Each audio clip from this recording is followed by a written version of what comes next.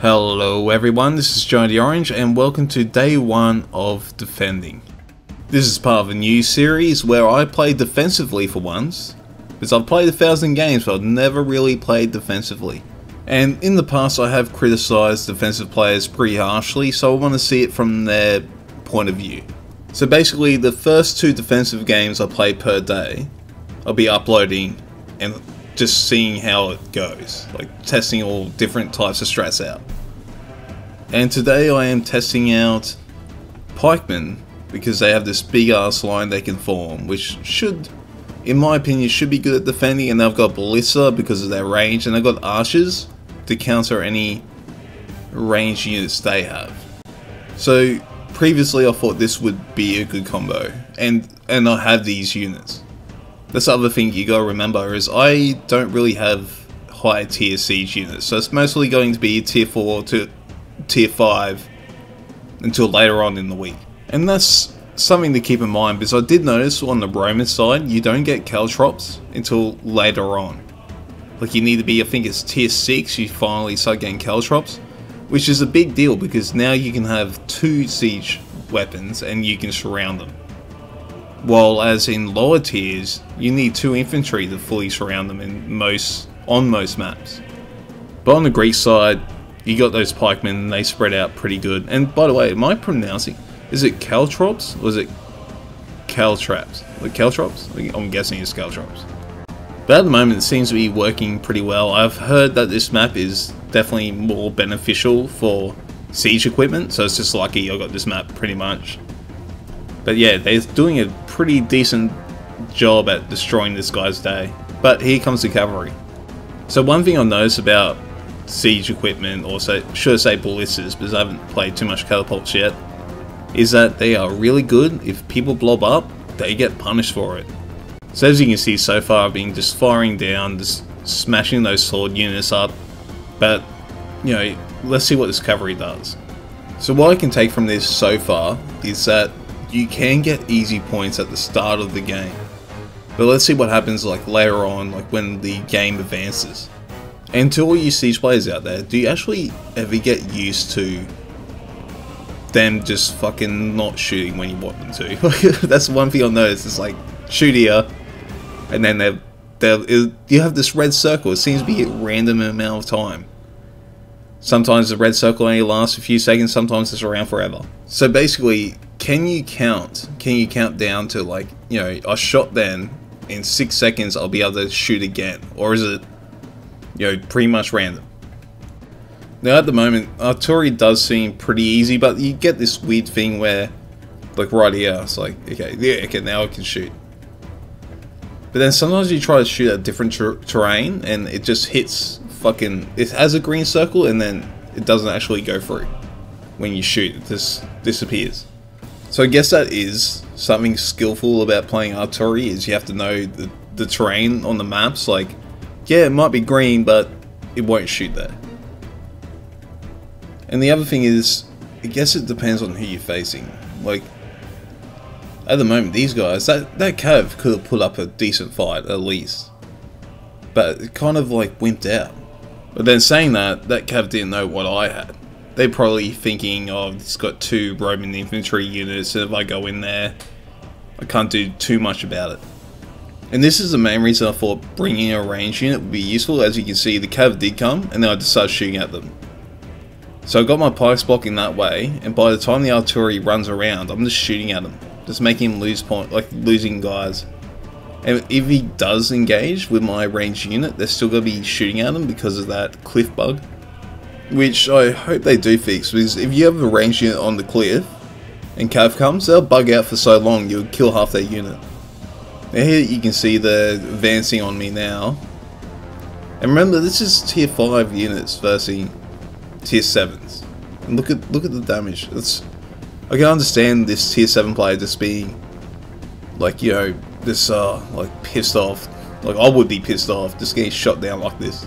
Before I forget, the other thing about the series is it's mostly going to be solo queue.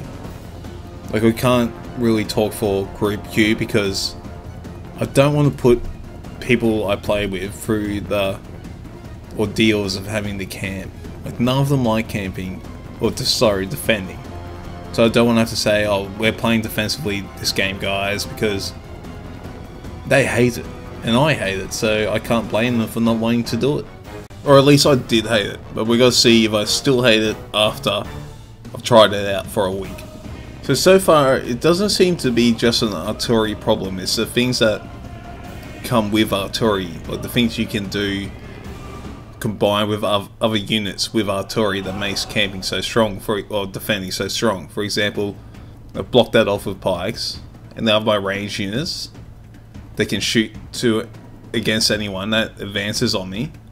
And then I have my artillery for those long range harassments. But at the same time, you have that frustration of you're stuck in that spot. You're stuck there. Well, at least in solo queue, you're stuck there defending yourself. You can't really go, oh, there's a good chance for my range units to get some easy points, because you're stuck in one position defending your artillery at all times, basically. And the reason is I haven't actually focused into one area. Like, if you had like a group of people playing, you could actually say you're the artillery guy, you're the range guy, you're the pike guy. But since I'm solo queuing, I'm a bit of everything, so I can't really, I can't really use the full potential of anything. So I'm stuck in one area where well, we lost because I didn't decap, but we already lost anyway. But where my pikes defend my range units, while my archers defend any close range threats, while my artillery defends, kills any long range threats. So they're all stuck around each other. Like, I can't just break them off and do one thing. So I have changed, in this game, I have changed my archers into slingers. I want to see if that's a better combo. We'll find out. And this is a different map, so we'll see the benefits of artillery on this map compared to Rubicon. I'm not sure if this still is the case, but the last time I played ballistas, you have to take the highest ground possible. So that's what I'm doing here. I'm taking the highest ground possible because their fire arc is pretty shit. And the plan is I can block off my range units and my ballista with my pikes, and then they have to kill my pikes before they take any of my range units, unless they have a range unit.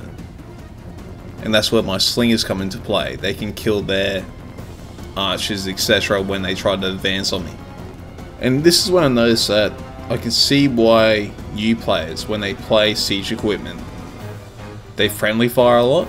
So they're like, oh, look at the opportunity, I could just fly there and take out heaps. But it's just not worth it, because friendly fire is so high, like you get penalized so much. And, well, you should be, because you shouldn't be shooting your allies, but you get penalized so much, it's just not worth it. But new players don't know that. And that's probably the other thing. I'm playing lower tiers, so it's hard to say how the higher tiers are when it comes to camping. Because Cav doesn't worry me too much at the moment, at lower tiers. Because, then you're players. But later on, it might be different, but then at the same time, I'll have caltraps and stakes at higher tiers. But I see how, siege equipment seems to be frustrating playing it and versing it. Because it's just asking for you to friendly fire people. And yet you're relying on those same people to scout for you. So you're in this situation where you're like, I want to be able to shoot something, but if melee units go up there and just engage in combat, I can't shoot at anything. So you're relying on those melee units, well, mostly melee units because they can hold towers better. You're relying on them to scout for you, yet you're going to be the one to friendly fire them. So this is where people get frustrated with siege equipment. Is you're doing them a favor by scouting ahead, but yet you don't want to scout ahead for them because they're the ones who are going to bomb the fuck out of you. So I don't even know how, what can you say about that? I guess, you can't just say, oh, well, shit, people can't play artillery. I'm not good at artillery, but I don't friendly fire the fuck out of people. So anyway, moving on from that, you can see how I tried to shoot up there and it seems like the cliff edge there stopped me from shooting. And that's, I guess, is something you have to learn when you play artillery, is you can't shoot this position, you can't shoot this position. You have to learn where you can actually shoot. Because it might be a green circle, but it doesn't mean you can actually shoot there. And I'm sorry to all you experienced artillery players if I stumble a lot when I'm trying to talk about artillery, but the truth is I don't know much about it. I talked a lot of shit about it, but I don't know much about it. That's why this week I am simply playing artillery, hopefully at least 100 games.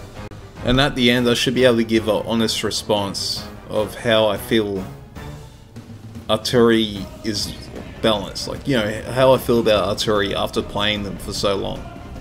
And one thing I've noticed, you know, playing my second game so far, like my second recorded game anyway, I've played about 20 games before this, but this is my second recorded game, is that on certain maps, artillery does really good, and you rely on your allies a lot. That's what I noticed. Like, if your allies advance really quickly, I think that's why you hear a lot of defending / artillery players saying everyone defend. Is because if they just advance and win, you're not getting that many points, but at the same time you're not losing that many points either. And in some ways you actually want them to lose.